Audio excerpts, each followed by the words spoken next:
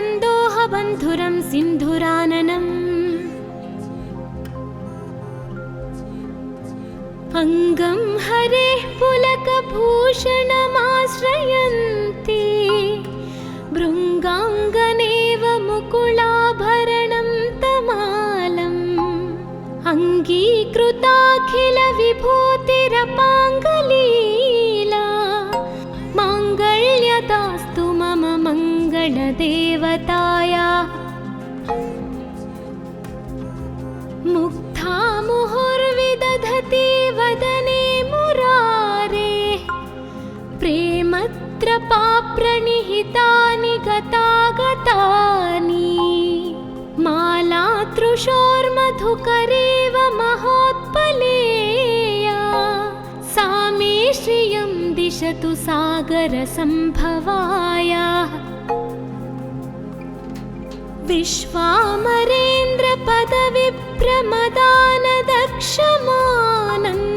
विश्वामरेन्द्रपदविप्रमदानदक्षमानन्दहेतुरधिकं मुरविद्विषोऽपि ईशन्निषीदतु मयि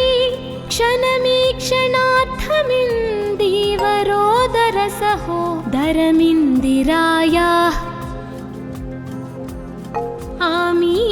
आमीलिताक्षमधिगम्य मुदा मुकुन्दमानन्दकन्दमनिमेषमनं गतन्त्रम्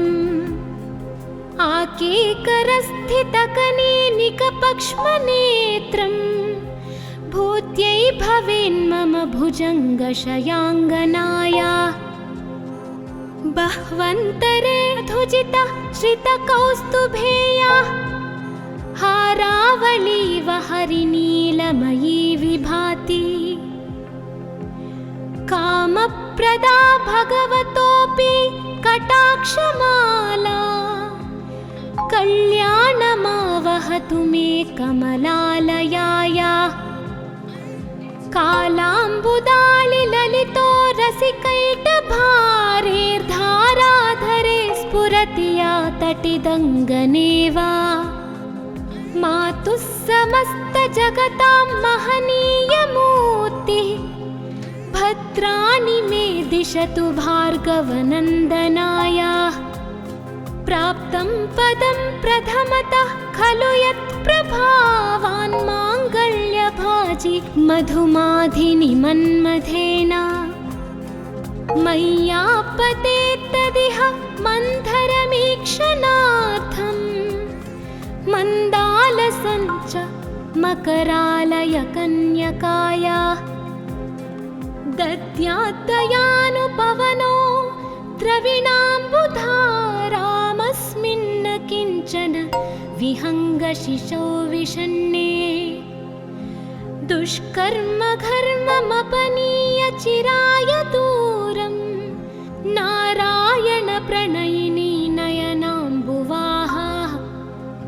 इष्टाविशिष्टमतयोऽपि यया दयार्थदृष्ट्या त्रिविष्टपपदं सुलभं लभन्ते दृष्टिः प्रहृष्टकमलोदरदीप्तिरिष्टां पुष्टिं कृषिष्ट मम पुष्करविष्टरायाः गीर्देवतेति गरुडध्वजसुन्दरीति शाकम्भरीति शशिशेखरवल्लभेति सृष्टिस्थितिप्रलयकेलिषु संस्थितायै तस्यै नमस्त्रिभुवनैकगुरोस्तरुण्यै श्रुत्यै नमोऽस्तु शुभकर्म फलप्रसूत्यै रत्यै नमोऽस्तु रमणीयगुणार्णवायै शक्त्यै नमोऽस्तु शतपत्रनिकेतनायै पुष्ट्यै नमोऽस्तु पुरुषोत्तमवल्लभायै नमोऽस्तु नालीकनिभाननायै नमोऽस्तु दुग्धोदधिजन्मभूमयै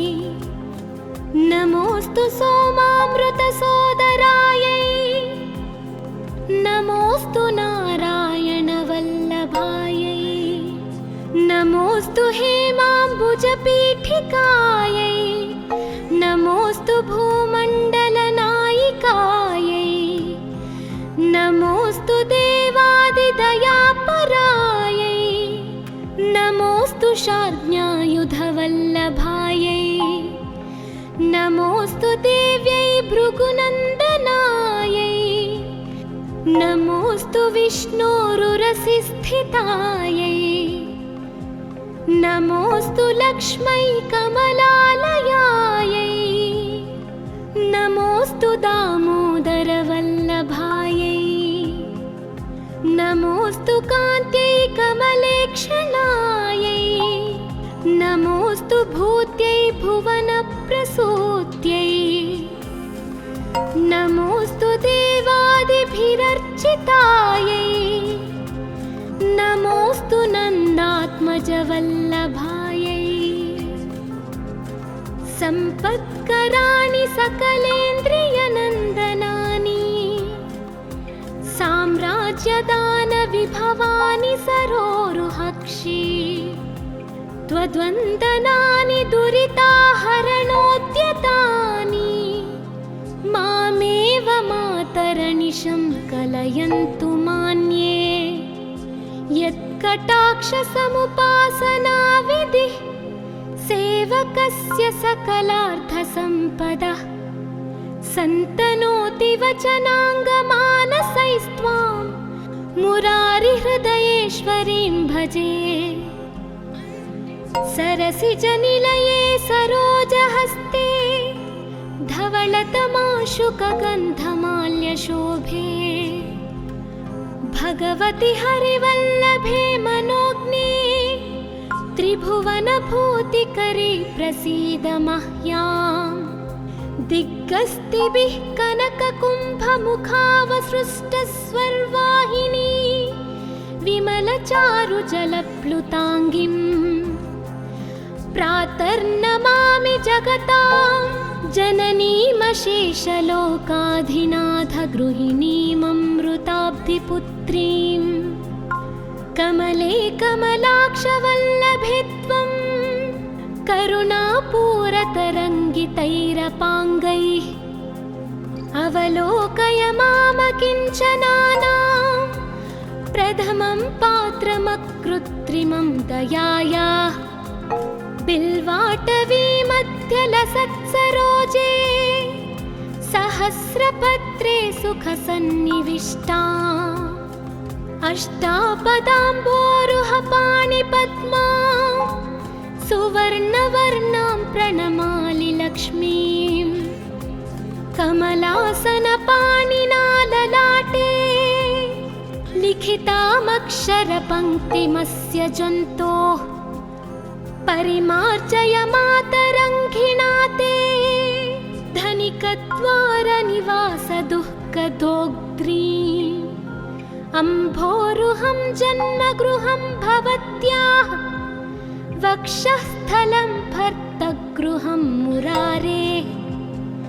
कारुण्यतः कल्पय पद्मवासे लीलागृहं मे हृदयारविन्दम् स्तुवन्ति ये स्तुतिभिरमोभिरन्वहं त्रयीमयीं त्रिभुवनमातरं रमा गुणाधिका गुरुतरभाग्यभाजिनो भवन्ति ते भुवि बुधभाविताशयाः सुवर्णधारास्तोत्रं यच्चङ्कराचार्यनिर्मितं त्रिसन्ध्यं यः पठेन्नित्यं सकुबेरसमो भवेत् इति श्री कनकधारास्तोत्रं सम्पूर्णम्।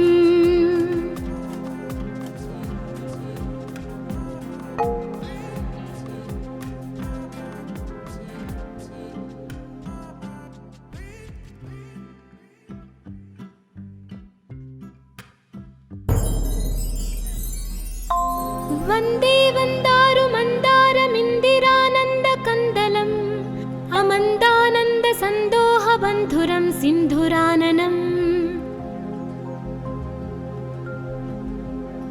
अङ्गं हरेः पुलकभूषणमाश्रयन्ति भृङ्गाङ्गनेव मुकुलाभरणं तमालम् अङ्गीकृताखिलविभूतिरपाङ्गलीला माङ्गल्यदास्तु मम मङ्गलदेवतायाः मुग्धा मुहुर्विदधति वदने मुरारेः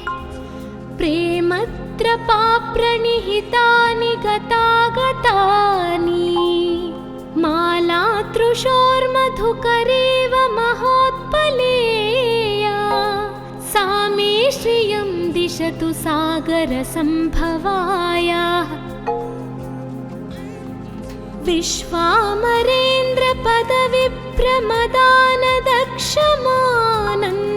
विश्वामरेन्द्रपदविप्रमदानदक्षमानन्दहेतुरधिकं मुरविद्विषोऽपि ईशन्निषीदतु मयि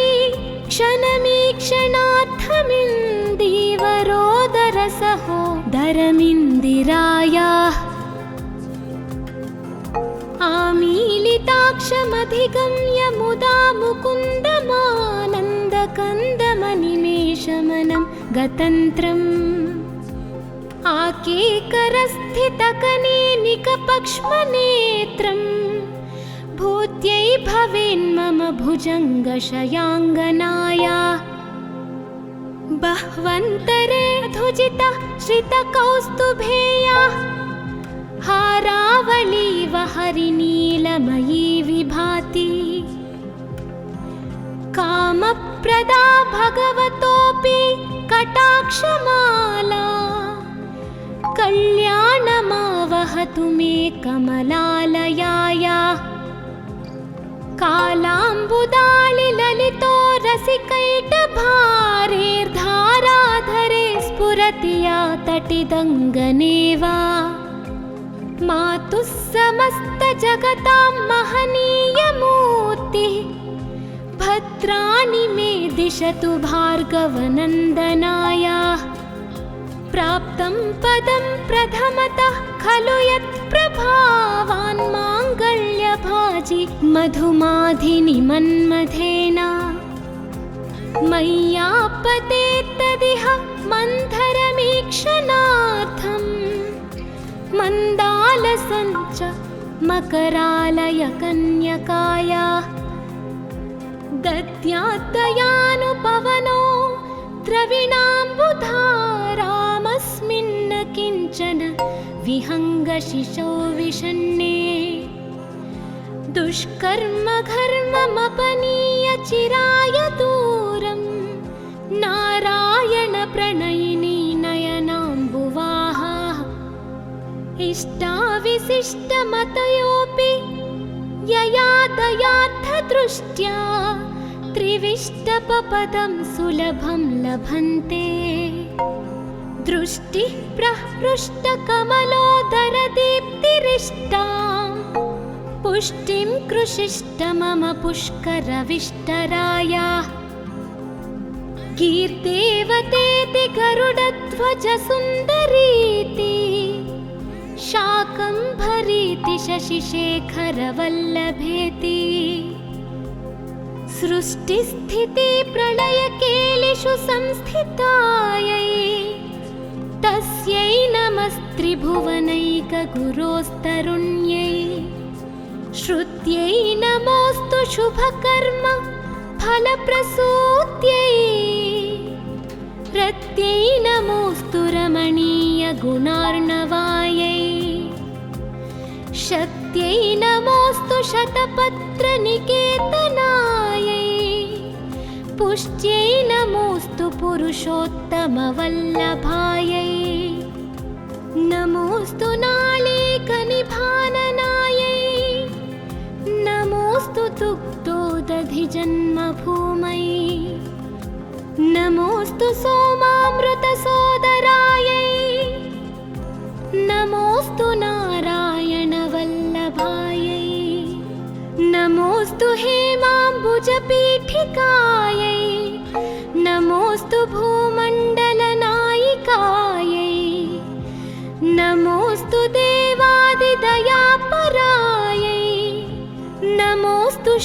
प्रज्ञायुधवल्लभायै नमोऽस्तु देव्यै भृगुनन्दनायै नमोऽस्तु विष्णोरुरसिस्थितायै नमोऽस्तु लक्ष्मै कमलालयायै नमोऽस्तु दामोदरवल्लभायै नमोऽस्तु कान्त्यै कमलेक्षणायै नमोऽस्तु भूत्यै भुवनप्रसूत्यै नमोऽस्तु देवादिभिरर्चितायै नमोऽस्तु नन्दात्मजवल्लभायै सम्पत्कराणि सकलेन्द्रियनन्दनानि साम्राज्यदानविभवानि सरोरुहक्षि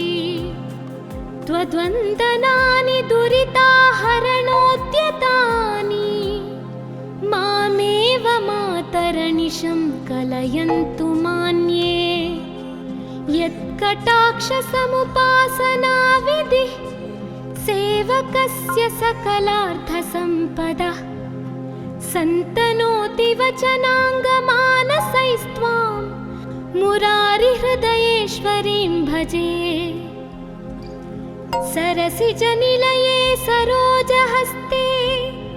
धवलतमाशुकगन्धमाल्यशोभे भगवति हरिवल्लभे मनोज्ञे त्रिभुवनभूतिकरी प्रसीद मह्याम् दिग्गस्तिभिः कनककुम्भमुखावसृष्टस्वर्वाहिनी विमलचारुजलप्लुताङ्गिम् प्रातर्नमामि जगतां जननीमशेषलोकाधिनाथगृहिणीममृताब्धिपुत्रीं कमले कमलाक्षवल्लभे त्वं करुणापूरतरङ्गितैरपाङ्गैः अवलोकय मामकिञ्चनानां प्रथमं पात्रमकृत्रिमं दयायाः बिल्वाटवीमध्यलसत्सरोजे सहस्रपत्रे सुखसन्निविष्टा अष्टापदाम्बोरुहपाणिपद्मा सुवर्णवर्णां प्रणमामि लक्ष्मीं कमलासनपाणिना ललाटे लिखितामक्षरपङ्क्तिमस्य जन्तोः परिमार्जय मातरङ्घिणा ते धनिकद्वारनिवासदुःखदोग्ध्रीम् अम्भोरुहं जन्मगृहं भवत्याः वक्षःस्थलं भर्तगृहं मुरारेः कारुण्यतः कल्पय पद्मवासे लीलागृहं मे हृदयारविन्दम् स्तुवन्ति ये स्तुतिभिरमोभिरन्वहं त्रयीमयीं त्रिभुवनमातरं रमा गुणाधिका गुरुतरभाग्यभाजिनो भवन्ति ते भुवि बुधभाविताशयाः सुवर्णधारास्तोत्रं यच्चङ्कराचार्यनिर्मितं त्रिसन्ध्यं यः पठेन्नित्यं सकुबेरसमो भवेत् इति श्री कनकधारास्तोत्रं सम्पूर्णम्।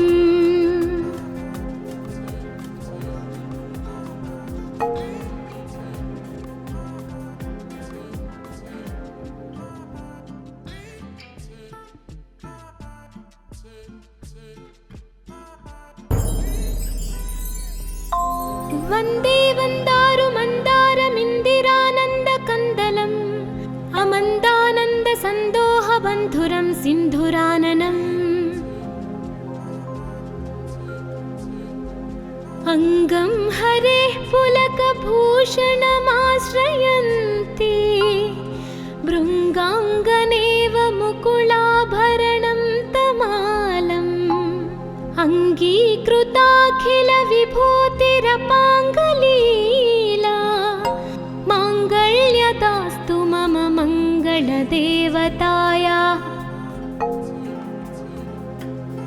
मुग्धा मुहुर्विदधति वदने मुरारेः प्रेमत्रपाप्रणिहितानि गतागतानि मालातृशोर्मधुकरेव महोत्पलेया सा मे श्रियं दिशतु सागरसम्भवायाः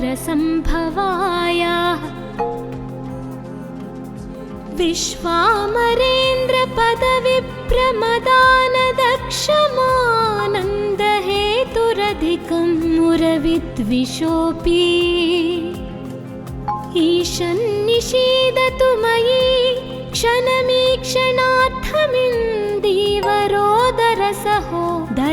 क्षणमीक्षणार्थमिन्दीवरोदरसहोदरमिन्दिरायाः आमीलिताक्षमधिगम्य मुदा मुकुन्दमानन्दकन्दमनिमेषमनं गतन्त्रम् आकेकरस्थितकनेनिकपक्ष्मनेत्रम् भूत्यै भवेन्मम भुजङ्गशयाङ्गनायाः बह्वन्तरे धुजिता श्रितकौस्तुभेयाः हारावलीव हरिनीलमयी विभाति कामप्रदा भगवतोऽपि कटाक्षमाला कल्याणमावहतु मे कमलालयायाः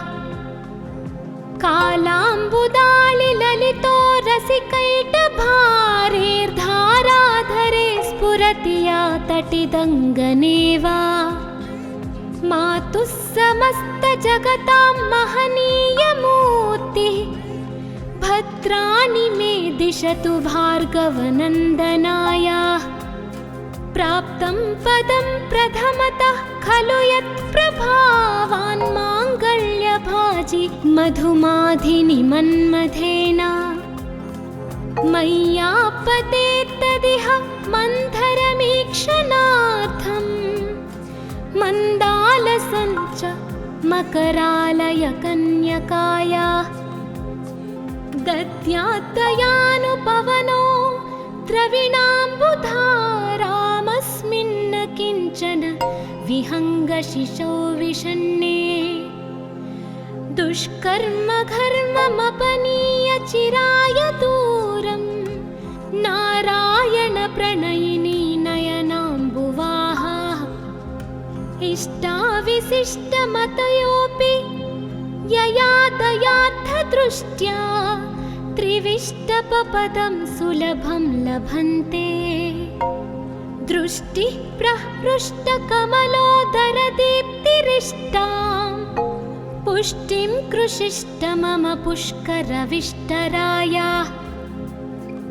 कीर्तेवतेति गरुडध्वजसुन्दरीति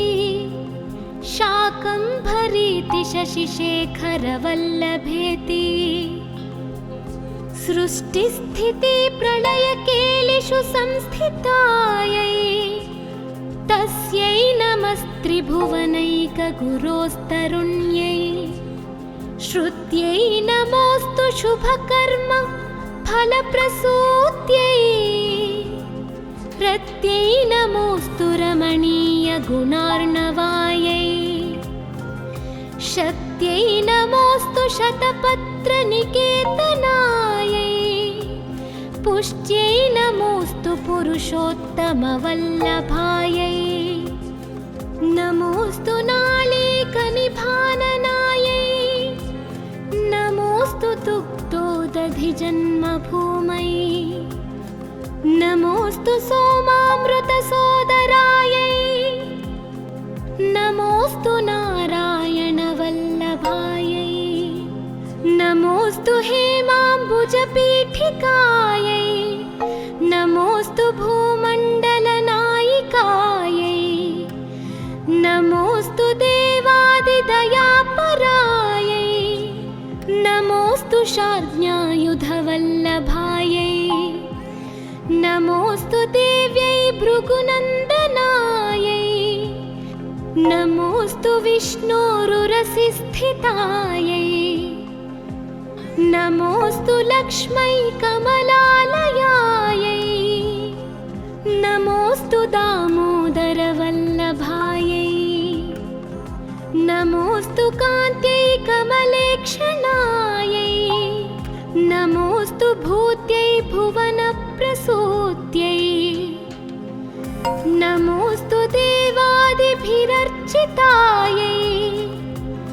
नमोऽस्तु नन्दात्मजवल्लभायै सम्पत्कराणि सकलेन्द्रियनन्दनानि साम्राज्यदानविभवानि सरोरुहक्षि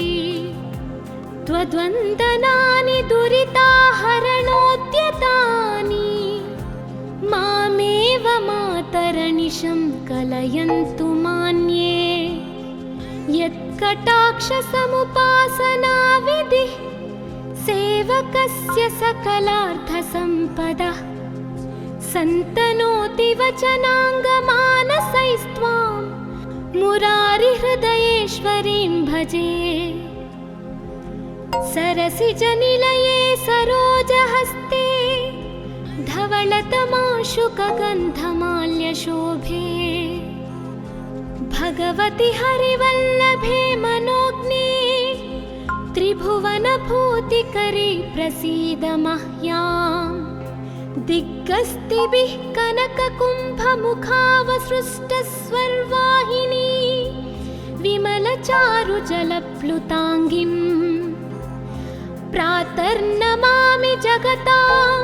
जननीमशेषलोकाधिनाथगृहिणीममृताब्धिपुत्रीं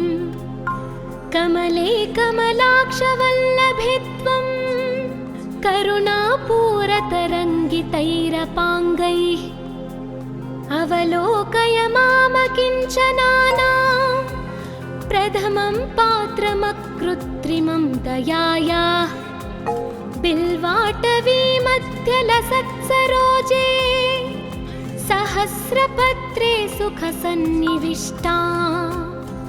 अष्टापदाम्बोरुहपाणिपद्मा सुवर्णवर्णां प्रणमामि लक्ष्मीम् कमलासनपाणिना ललाटे लिखितामक्षरपङ्क्तिमस्य जन्तोः परिमार्जय मातरङ्घिणा ते धनिकद्वारनिवासदुःखदोग्ध्रीम् अम्भोरुहं जन्मगृहं भवत्याः वक्षःस्थलं भर्तगृहं मुरारेः कारुण्यतः कल्पय पद्मवासे लीलागृहं मे हृदयारविन्दम् स्तुवन्ति ये स्तुतिभिरमोभिरन्वहं त्रयीमयीं त्रिभुवनमातरं रमा गुणाधिका गुरुतरभाग्यभाजिनो भवन्ति ते भुवि बुधभाविताशयाः सुवर्णधारास्तोत्रं यच्चङ्कराचार्यनिर्मितं त्रिसन्ध्यं यः पठेन्नित्यं सकुबेरसमो भवेत् इति श्री कनकधारास्तोत्रं सम्पूर्णम्।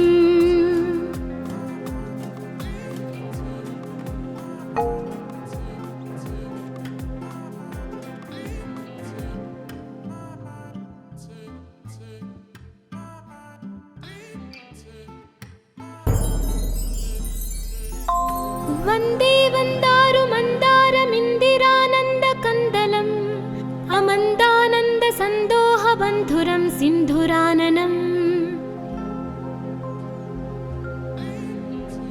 अङ्गं हरेः पुलकभूषणमाश्रयन्ति भृङ्गाङ्गनेव मुकुलाभरणं तमालम् अङ्गीकृताखिलविभूतिरपाङ्गलीला माङ्गल्यदास्तु मम मङ्गलदेवता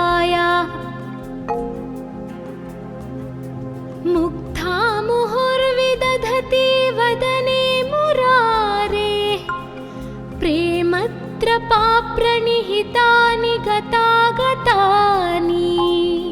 मालातृशोर्मधुकरेव महोत्पलेया सा मे श्रियं दिशतु सागरसम्भवायाः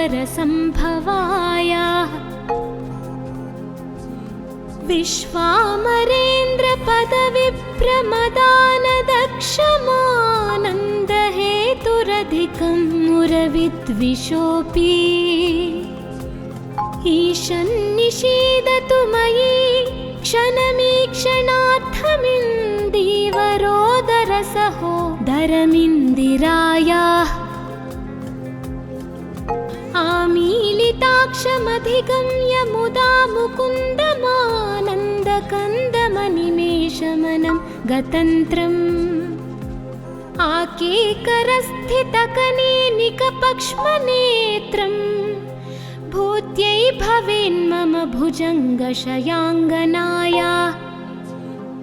बह्वन्तरे धुजिता श्रितकौस्तुभेया हारावलीव हरिनीलमयी विभाति कामप्रदा भगवतोऽपि कटाक्षमाला कल्याणमावहतु मे कमलालयाया कालाम्बुदालिललितो रसिकैटभारेर्धाराधरे स्फुरति या तटिदङ्गनेव मातुः समस्तजगतां महनीयमूर्तिः भद्राणि मे दिशतु भार्गवनन्दनाया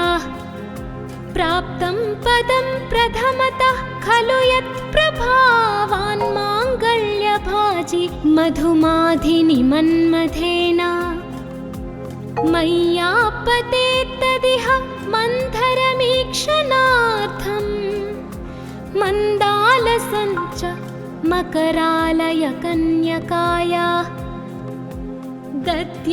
दद्यात्तयानुपवनो द्रविणाम्बुधारामस्मिन् किञ्चन विहङ्गशिशौ विषण्णे दुष्कर्म घर्ममपनीय चिराय दूरं नारायण प्रणयिनी नयनाम्बुवाहा इष्टाविशिष्टमतयोऽपि यया दयार्थदृष्ट्या त्रिविष्टपपदं सुलभं लभन्ते दृष्टिः प्रहृष्टकमलोदरदीप्तिरिष्टां पुष्टिं कृषिष्ट मम पुष्करविष्टराया कीर्तेवतेति गरुडध्वजसुन्दरीति शाकम्भरीति शशिशेखरवल्लभेति सृष्टिस्थिति प्रलयकेलिषु संस्थितायै तस्यै नमस्त्रिभुवनैकगुरोस्तरुण्यै श्रुत्यै नमोऽस्तु शुभकर्म फलप्रसूत्यै रत्यै नमोऽस्तु रमणीयगुणार्णवायै शक्त्यै नमोऽस्तु शतपत्रनिकेतनायै पुष्ट्यै नमोऽस्तु पुरुषोत्तमवल्लभायै नमोऽस्तु नालीकनिभाननायै नमोऽस्तु दुग्धोदधिजन्मभूमै नमोऽस्तु सोमामृतसोदरायै नमोऽस्तु नारायणवल्लभायै नमोऽस्तु हेमाम्बुजपीठिकायै नमोऽस्तु भूमण्डलनायिकायै नमोऽस्तु देवादिदयापरायै नमोऽस्तु शार्ङ्ग्यायुधवल्लभायै नमोऽस्तु देव्यै भृगुनन्दनायै नमोऽस्तु विष्णोरुरसिस्थितायै नमोऽस्तु लक्ष्मै कमलालयायै नमोऽस्तु दामोदरवल्लभायै नमोऽस्तु कान्त्यै कमलेक्षणायै नमोऽस्तुत्यै नमोऽस्तु देवादिभिरर्चितायै नमोऽस्तु नन्दात्मजवल्लभायै सम्पत्कराणि सकलेन्द्रियनन्दनानि साम्राज्यदानविभवानि सरोरुहक्षि त्वद्वन्दनानि दुरिताहरणोद्यतानि मामेव मातरनिशं कलयन्तु मान्ये यत्कटाक्षसमुपासनाविधिः सेवकस्य सकलार्थसम्पदः सन्तनोति वचनाङ्गमानसैस्त्वां मुरारिहृदयेश्वरीं भजे सरसिजनिलये सरोजहस्ते धवलतमाशुकगन्धमाल्यशोभे भगवति हरिवल्लभे मनोज्ञे त्रिभुवनभूतिकरी प्रसीद मह्याम् दिग्गस्तिभिः कनककुम्भमुखावसृष्टस्वर्वाहिनी विमलचारुजलप्लुताङ्गिम् प्रातर्नमामि जगतां जननीमशेषलोकाधिनाथगृहिणीममृताब्धिपुत्रीं कमले कमलाक्षवल्लभे त्वं करुणापूरतरङ्गितैरपाङ्गैः अवलोकय मामकिञ्चनानां प्रथमं पात्रमकृत्रिमं दयायाः बिल्वाटवीमध्यलसत्सरोजे सहस्रपत्रे सुखसन्निविष्टा अष्टापदाम्बोरुहपाणिपद्मा सुवर्णवर्णां प्रणमामि लक्ष्मीम् कमलासनपाणिना ललाटे लिखितामक्षरपङ्क्तिमस्य जन्तोः परिमार्जय मातरङ्घिणा ते धनिकद्वारनिवासदुःखदोग्ध्रीम् अम्भोरुहं जन्मगृहं भवत्याः वक्षःस्थलं भर्तगृहं मुरारेः कारुण्यतः कल्पय पद्मवासे लीलागृहं मे हृदयारविन्दम् स्तुवन्ति ये स्तुतिभिरमोभिरन्वहं त्रयीमयीं त्रिभुवनमातरं रमा गुणाधिका गुरुतरभाग्यभाजिनो भवन्ति ते भुवि बुधभाविताशयाः सुवर्णधारास्तोत्रं यच्चङ्कराचार्यनिर्मितं त्रिसन्ध्यं यः पठेन्नित्यं स कुबेरसमो भवेत् इति श्री कनकधारास्तोत्रं सम्पूर्णम्।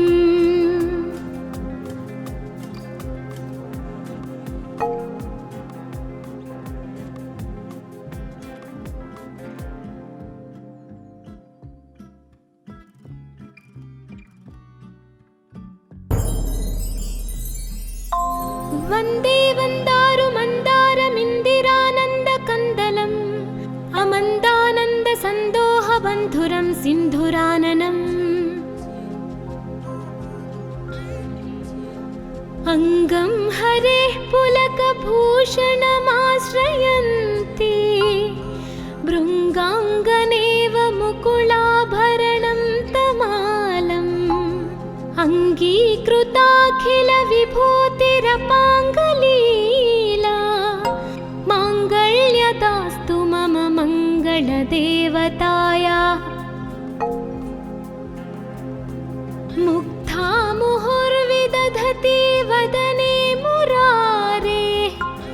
प्रेमत्रपाप्रणिहितानि गतागतानि मालातृशोर्मधुकरेव महोत्पलेया सा मे श्रियं दिश दिशतु सागरसम्भवाय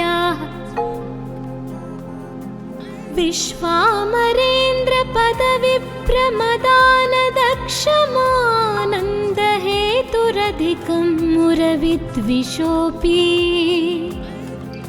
ईशन्निषीदतु मयि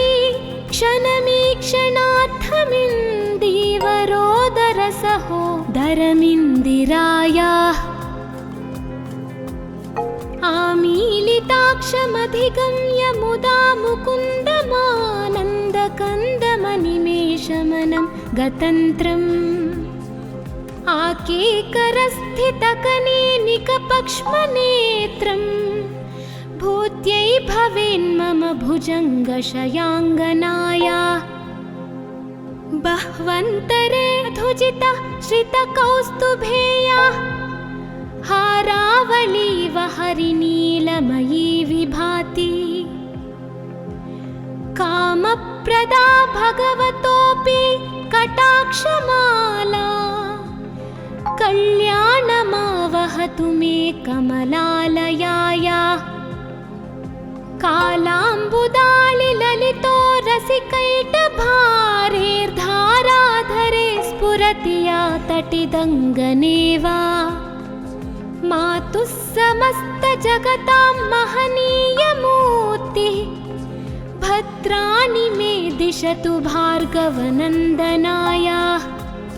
प्राप्तं पदं प्रथमतः खलु यत्प्रभावान् माङ्गल्यभाजि मधुमाधिनि मन्मथेन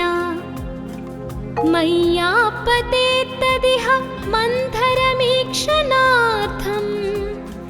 मन्दालसञ्च मकरालय कन्यकाया दद्याद्दयानुपवनो द्रविणाम्बुधारामस्मिन्न किञ्चन विहङ्गशिशौ विषण्णे दुष्कर्म घर्ममपनीय चिराय दूरं नारायण प्रणयिनी नयनाम्बुवाहा इष्टाविशिष्टमतयोऽपि यया दयार्थदृष्ट्या त्रिविष्टपपदं सुलभं लभन्ते दृष्टिः प्रहृष्टकमलोदरदीप्तिरिष्टां पुष्टिं कृषिष्ट मम पुष्करविष्टराया कीर्देवतेति गरुडध्वजसुन्दरीति शाकम्भरीति शशिशेखरवल्लभेति सृष्टिस्थितिप्रलयकेलिषु संस्थितायै तस्यै नमस्त्रिभुवनैकगुरोस्तरुण्यै श्रुत्यै नमोऽस्तु शुभकर्म फलप्रसूत्यै रत्यै नमोऽस्तु रमणीयगुणार्णवायै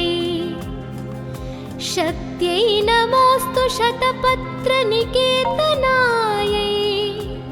पुष्ट्यै नमोऽस्तु पुरुषोत्तमवल्लभायै नमोऽस्तु नालीकनिभाननायै नमोऽस्तु दुग्धोदधिजन्मभूमै नमोऽस्तु सोमामृतसोदरायै नमोऽस्तु नारायणवल्लभायै नमोऽस्तु हेमाम्बुजपीठिकायै नमोऽस्तु भूमण्डलनायिकायै नमोऽस्तु देवादिदयापरायै नमोऽस्तु शार्ङ्ग्यायुधवल्लभायै नमोऽस्तु देव्यै भृगुनन्दनायै नमोऽस्तु विष्णोरुरसिस्थितायै नमोऽस्तु लक्ष्मै कमलालयायै नमोऽस्तु दामोदरवल्लभायै नमोऽस्तु कान्त्यै कमलेक्षणायै नमोऽस्तु भूत्यै भुवनप्रसूत्यै नमोऽस्तु देवादिभिरर्चितायै नमोऽस्तु नन्दात्मजवल्लभायै सम्पत्कराणि सकलेन्द्रियनन्दनानि साम्राज्यदानविभवानि सरोरुहक्षि त्वद्वन्दनानि दुरिताहरणोद्यतानि मामेव मातरनिशं कलयन्तु मान्ये यत्कटाक्षसमुपासनाविधिः सेवकस्य सकलार्थसम्पदः सन्तनोति वचनाङ्गमानसैस्त्वां मुरारिहृदयेश्वरीं भजे सरसिजनिलये सरोजहस्ते धवलतमाशुकगन्धमाल्यशोभे भगवति हरिवल्लभे मनोज्ञे त्रिभुवनभूतिकरी प्रसीद मह्याम् दिग्गस्तिभिः कनककुम्भमुखावसृष्टस्वर्वाहिनी विमलचारुजलप्लुताङ्गिम् प्रातर्नमामि जगतां जननीमशेषलोकाधिनाथगृहिणीममृताब्धिपुत्रीं कमले कमलाक्षवल्लभे त्वं करुणापूरतरङ्गितैरपाङ्गैः अवलोकय मामकिञ्चनानां प्रथमं पात्रमकृत्रिमं दयायाः बिल्वाटवीमध्यलसत्सरोजे सहस्रपत्रे सुखसन्निविष्टा अष्टापदाम्बोरुहपाणिपद्मा सुवर्णवर्णां प्रणमामि लक्ष्मीम् कमलासनपाणिना ललाटे लिखितामक्षरपङ्क्तिमस्य जन्तोः परिमार्जय मातरङ्घिणा ते धनिकद्वारनिवासदुःखदोग्ध्रीम् अम्भोरुहं जन्मगृहं भवत्याः वक्षःस्थलं भर्तगृहं मुरारेः कारुण्यतः कल्पय पद्मवासे लीलागृहं मे हृदयारविन्दम् स्तुवन्ति ये स्तुतिभिरमोभिरन्वहं त्रयीमयीं त्रिभुवनमातरं रमा गुणाधिका गुरुतरभाग्यभाजिनो भवन्ति ते भुवि बुधभाविताशयाः सुवर्णधारास्तोत्रं यच्चङ्कराचार्यनिर्मितं त्रिसन्ध्यं यः पठेन्नित्यं स कुबेरसमो भवेत् इति श्री कनकधारास्तोत्रं सम्पूर्णम्।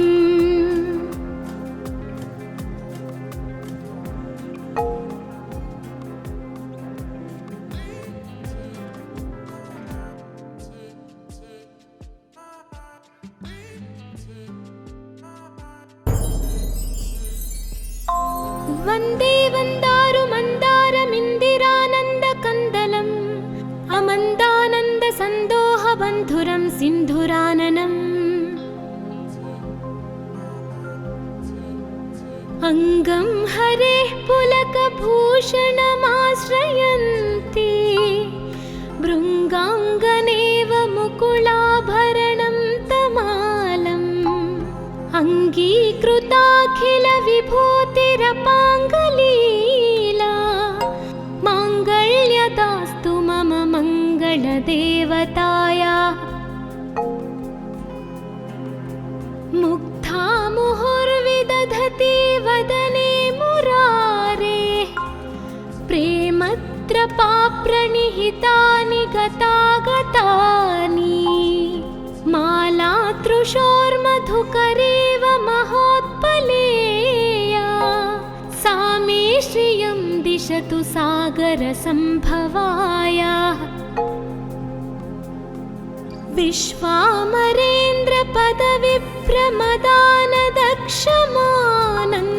विश्वामरेन्द्रपदविप्रमदानदक्षमानन्दहेतुरधिकं मुरविद्विषोऽपि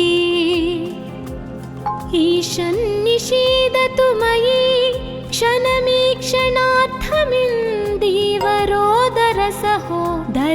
क्षणमीक्षणार्थमिन्दीवरोदरसहोदरमिन्दिरायाः आमीलिताक्षमधिगम्य मुदा मुकुन्दमानन्दकन्दमनिमेषमनं गतन्त्रम् आकेकरस्थितकनेनिकपक्ष्मनेत्रम् भूत्यै भवेन्मम भुजङ्गशयाङ्गनाया बह्वन्तरे धुजिता श्रितकौस्तुभेया हारावलीव हरिनीलमयी विभाति कामप्रदा भगवतोऽपि कटाक्षमाला कल्याणमावहतु मे कमलालयाया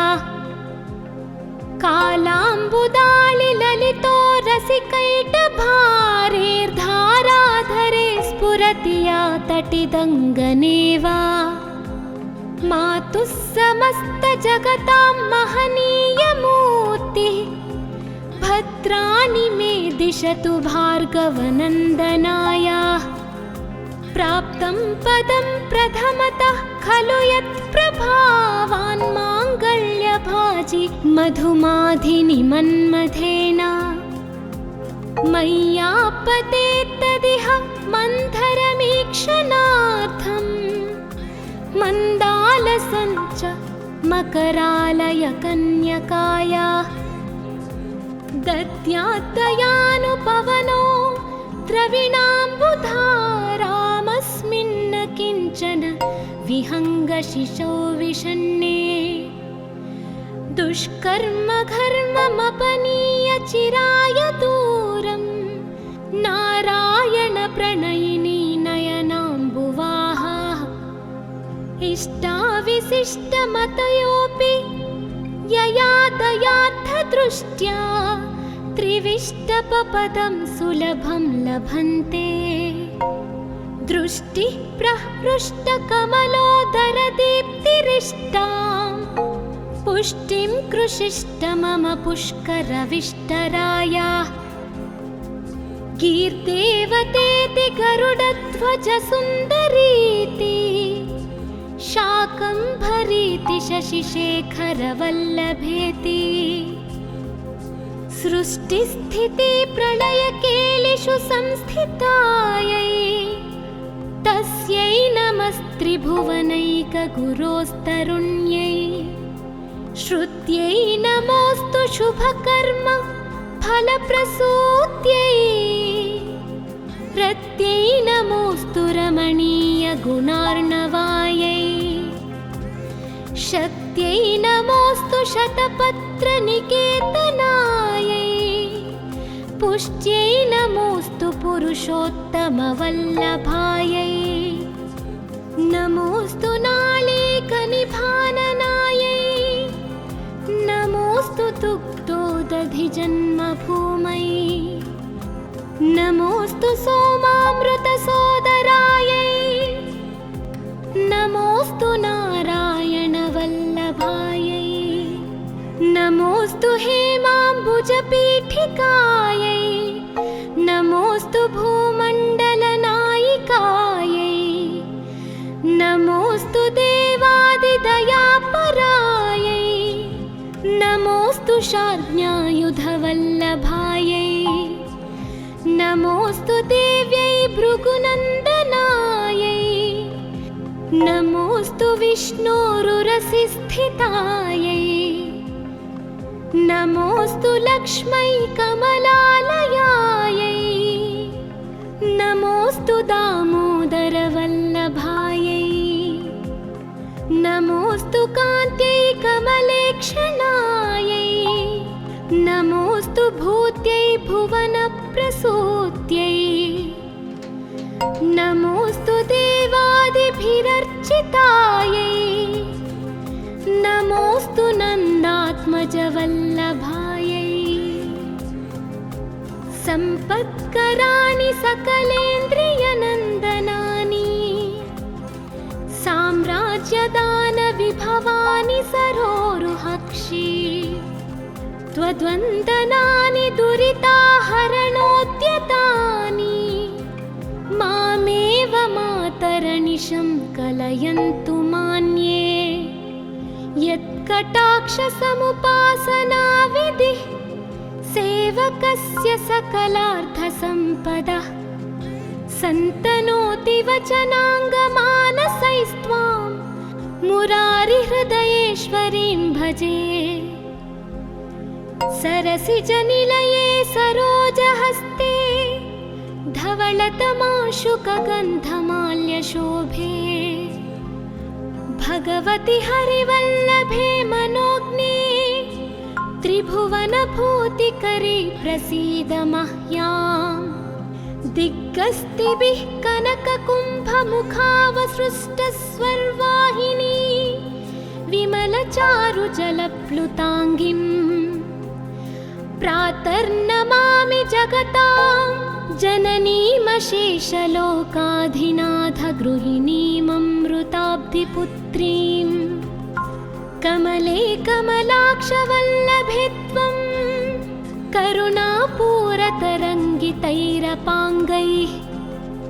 अवलोकय मामकिञ्चनानां प्रथमं पात्रमकृत्रिमं दयायाः। बिल्वाटवीमध्यलसत्सरोजे सहस्रपत्रे सुखसन्निविष्टा अष्टापदाम्भोरुहपाणिपद्मा